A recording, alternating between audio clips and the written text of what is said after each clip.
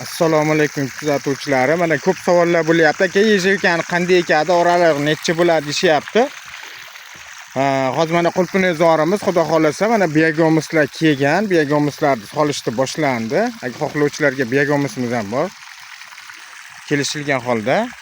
Xo'sh, mana yejevkani asosan mavzu yejevkada. Yejevkan oralig'i mana stoyka qoqiladi. Orasini 3 metr qilinadi mana. 3 metr, bunga 4 qator sim tortiladi mana. Mana bunga sim tortgani mana moslamalar qilganmiz. Mana shularga mana ikkita, uchta, mana 4tanchisi. Xudo xolasa mana shunlarga tortiladi. Yejevkani keyin asosan buni tanasi ertadan og'ir bo'lib ketadi. Buni mana shu mana yejevkani endi mana shu yejevkani ekilgan holati, uzunligi, kattaligi juda ham zo'r, juda ham a'lo. Buni stoykasiga bog'lab, iloji boricha qolganini keyin simga tarash kerak. Mana suvlar ham tushib turibdi.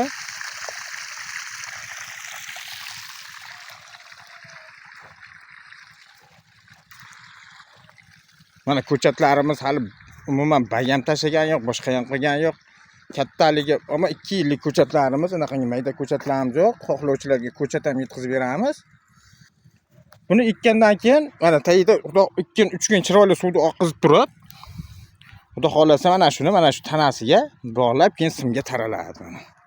170, 180 dan ekilgan ko'chatlarimiz. Undan katta ham qilib berishimiz mumkin. Endi ko'kartirish muammo bo'lib qolishi mumkin. Mana shu normallik holati, undagiga o'zi bahorda o'sib ketadi bu. Tez o'sadigan narsa, tez mevaga kirib, xudo xolasa bahorda mevalarni ham YouTube'ga qo'yib ko'rsatib boramiz. Mana shu dalani oxirigacha shunaqa qilib ketganmiz. Hozir qulpinaga biyagomislar solish boshlangan. Hozir biyagomislar solib bo'lsak, shu bilan keyin buni tomchi usulida qilganmiz, sug'orishlarni ham. Mana shu yerda tomli tomchi usulida suv ichyapti.